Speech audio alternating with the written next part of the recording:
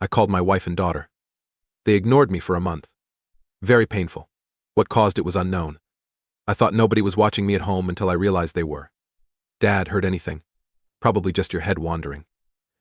My spouse and daughter ignored me despite seeing and hearing me. It appeared like I wasn't there.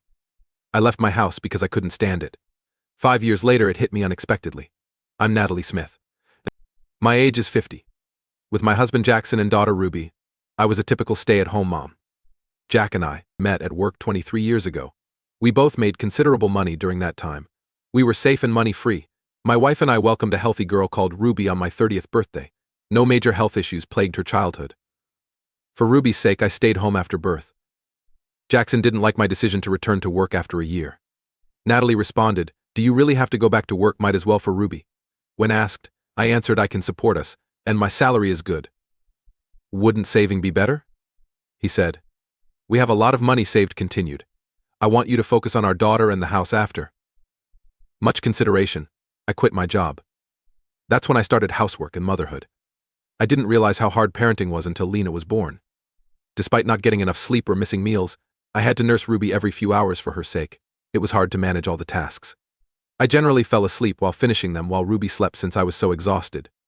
Jackson helped me occasionally but usually let me handle things. As time went on, he took over when Ruby was quiet and let her weep. In an instant, Ruby became 16. She approached me after her 16th birthday party. "We bought an outfit since you didn't want to rent." "Do you recall I explained why we didn't hire a photographer?" "What? Why not?" "Every one of my friends had one," Ruby wailed. "I said you can't get a free photographer. As a child, I didn't care. Shouldn't parents handle that?" She hit back. Jackson noticed the tension. When he got home from work, asking what's happening, only I didn't look at him, and Ruby complained to him. "Mom says I didn't want to rent a dress. Is that reasonable? I understand your disappointment." Jackson said, "Would you want one if all your buddies did? I'll pay a photographer to photograph you in your dress." "Really? I'm thankful, Dad." "I adore you," Ruby shouted happily, left the living room, and ignored me. Jackson seemed too eager to give in to Ruby, so I spoke to him. "Please wait. Why make such decisions without consulting me?" I requested. "Just pictures," he said. "Only pictures," I yell. "Are you aware of photographer fees? It may cost over $1,000, I yell. "Ruby wants it, so shouldn't you pay for it?" "I'm supporting the family, you know," Jackson said cynically. "You don't help pay for our bills, yes, but I stated that I had been paying for most of Ruby's needs since before she was born. Stop talking, follow my instructions." "Who are you if you're not cleaning here? Leave afterward. How would you survive without a job?" He mocked me with a smile. Though unpleasant, his claim was true. As Ruby grew, Jackson continued giving me reasons to stay home, so I didn't work. After our marriage, I had $20,000 remained of my $100,000 cash. Leaving now would make it hard for me to succeed alone. I was quiet while I thought about that. "You can't manage without me," Jackson said, and I gritted my teeth. "Do you understand? Just follow my instructions. Stop arguing with me. Make sure Ruby's photo shoot has a photographer." "Okay then." "Yes, of course," I replied quietly as he took off his suit and walked to the bathroom. Giving him his clothes made me angry. What was the point? How much worse might Jackson and Ruby hurt me? Never intended to be a stay-at-home parent. After considering it, I started working from home just in case. Jackson chuckled. "Do whatever you want." It was then that I started working within our tax rate. Ruby's photo shoot cost $1,500. It was expensive because she wanted all the photo info in the biggest print. Ruby saw the photo and remarked, "Oh, I look awful in this. I look much better." "Do not mention that. Your shooter worked hard for this shot. It's conceivable the corporation was initially wrong. You chose that place, Mom. This was the only free one while you were free. Say no more sorry. Throw away this picture. I'll never look at it again." "You mean what?" Moaning, I shook with wrath and anguish. As a mom, I understood I shouldn't cry. I breathed deeply in the kitchen to calm down and fight back tears. I doubted things would worsen. Next morning I made breakfast as usual, but Jackson and Ruby never came. Downstairs. As they descended, I heard them talking. I heard just before I went to check on them. "Dad, where do we eat breakfast? That cafe near the station works? I've heard their breakfasts are fantastic and want to try them." I said wait a second because I didn't understand. Saying, "Okay, let's go then, breakfast time." "Can't you hear me, honey? Eat now." There was no response. When the door closed, their happy discussion ended. No idea what was going on. It happened repeatedly. I was ignored every time I contacted them. Why would they both hurt me? Was there else happening on that prevented them from hearing me? They ate dinner without me and didn't eat my food. But they came home later. They headed straight to their rooms. This tendency happened daily, breaking my heart. They acted the same for a month. I found divorce papers in the living room one day. What does it mean? Jackson and Ruby cheerfully ate pizza and watched a movie while ignoring my question as usual. It hit me. Everything I kept quiet came to a head. I eventually spoke up, crying from terror. Hey, why? Why don't you both reply? I pleaded but was ignored. They laughed and watched the movie without noticing me. What caused this was unknown. I soon found my spouse and kid neglecting me at home. Dad, you heard me? I said you're supposed to be my family. But it feels like I'm invisible here. Everything is in your head, because they didn't notice me despite seeing and hearing me. Like they didn't know I existed. I almost lost it. My carry-on bag held few items. I silently left the house with the divorce papers. It took an hour to travel to my folks' place by train. Luckily, my parents are alive and enjoying retirement. They were astonished when I brought bags, but after explaining, they hugged me. I can tell Nicole has been through a lot. Sorry we didn't notice sooner. The parents graciously replied, you can stay here as long as you need to get back on your feet. What they said that day made me cry. Not in decades had I cried that much in public. When I married Adams, I changed my name from Smith to Adams. My divorce petition followed the next day. I was lonely, yet I got up and looked for work. It scared me. After leaving my job at 30 and not working for 20 years, I questioned if I could still work at 50.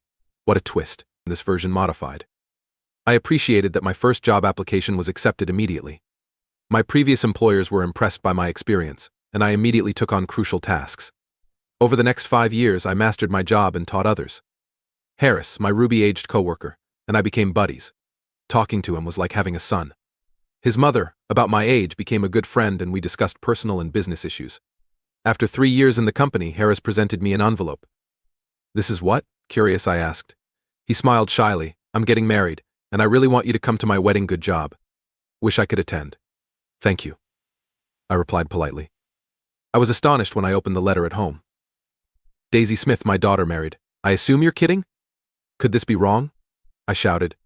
Then my phone rang. Jackson was key. It's been a while, he asked. How are you doing? Emotionlessly. You want what?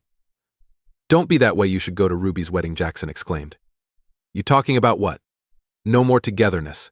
I said I can't just show up and act like nothing's wrong, please comprehend. Before I could answer, he replied, I'll send the invitation to your parents' house. I wasn't going to Ruby's wedding as her mother. I informed Harris that I would already be there. Saying no now is disrespectful. I went unwillingly after thinking about it. On the groom's side, Harris worked for me. I visited 2 months later. Only close relatives attended the Secret Service. The gathering would have guests. One seat was unoccupied in the family room. I think Jackson hadn't noticed me. As the bride and groom's opening film ended, they introduced themselves to each table. Harris greeted us at our table. Thank you so much for coming today, surprised Ruby, who blushed white. Jackson ran over in disbelief when he heard this. What's happening? Why are you sitting? Are you scared? Everyone in the room watched us. Harris witnessed the tense moment and questioned curiously. Please identify Ms. Adams. His fast response, she's Ruby's mother. That's not true, I told Harris quietly. But I was told Ruby's mother left the family and abandoned them. Jackson and Ruby stood there trying to make me the bad person, and their expressions reflected it. I chose record repair. Harris, not telling you the truth sooner is my fault. Ruby's mother is Natalie Adams. Did you abandon Ruby and her husband? Harris requested more details. Not true. My husband and daughter ignored me because they saw me as a housekeeper. No concern. It lasted a month before I lost it. Jackson had prepared the divorce papers, so I took them and left. I stayed. They pushed me aside. Ruby, why did you disregard your mother? My curiosity led me to ask, Ruby said wildly, losing her smile. My dad and I ignored her since she was a full-blown pain. After 1 month, she left. Funny, huh? She said nothing. Ruby, are you sure? All is well. You won't mind. To forget the situation, Ruby grinned and added, just think of me as not having a mother. Harris couldn't remain quiet because he was enraged. You say? Important issue. Harris lamented, I never knew you could be so heartless. Ruby couldn't respond to his answer, which shocked her. What? She obviously didn't think Harris would support me. Harris resisted Ruby's touch and spoke coldly. The agreement concludes. Harris said, I'm glad I saw your true colors before we got married. That's impossible, right? Surprised, Ruby spoke. Do not touch me. Your cruelty makes me never want to be with you again. The wedding is off. Harris interrupted with a forceful reply. Absolutely not.